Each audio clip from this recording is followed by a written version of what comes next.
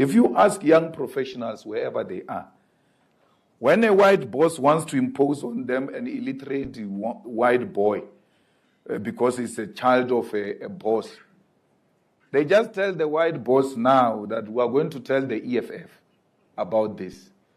The boss says, let's talk about it. It looks like it needs a different approach. Now, we've given black professionals the weapon they can use to protect themselves, and that is the EFF. Imagine we do that outside government. If we become government, none of our people will be disadvantaged. I'm not a lawyer like you, but I know for a fact that in the Constitution, it is very clear that in whatever we do, we need to address the imbalances and the inequalities of the past. And hence the emergence of those things of BEE and all of that.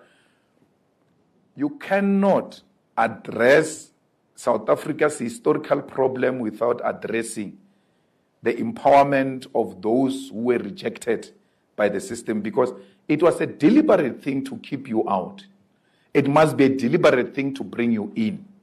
So you were not out by coincidence.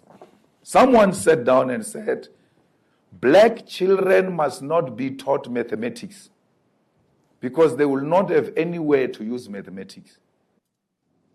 And he was right. Verwoerd, I almost said Van Riebeeck, Verwoerd, same thing. Now, Verwoerd says, what are black people doing with maths?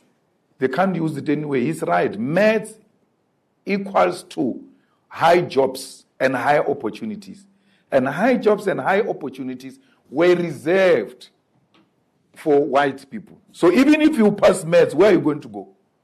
And you can't go and work outside South Africa, because once you do that, you are a terrorist. Even when you are just living professional, you get accused of being a terrorist. So they knew you are stuck here. How do you address that? You have to give these black people that which white people denied them.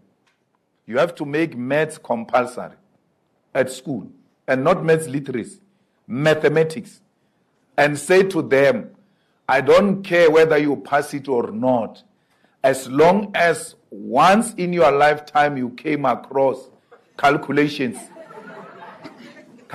then you will calculate life. Because everything we do is mathematics. For you to park a car, you don't have to see whether the number plate is close to the wall. By calculations, you just know, I've arrived.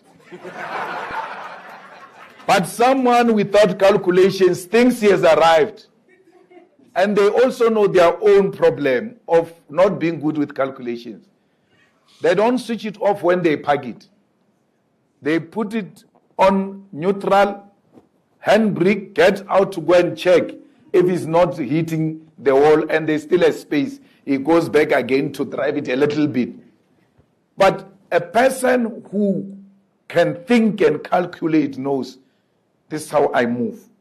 So we're denied the ability to stretch our brains and contribute to the geography of knowledge, because they didn't want us. So unlike Ian Smith in Zimbabwe, Ian Smith had no option. There were few whites, and the economy was too big. Therefore, he needed extra hands to help him to build the Zimbabwean economy. And he was not going to build it with illiterate people. Hence, he educated everybody.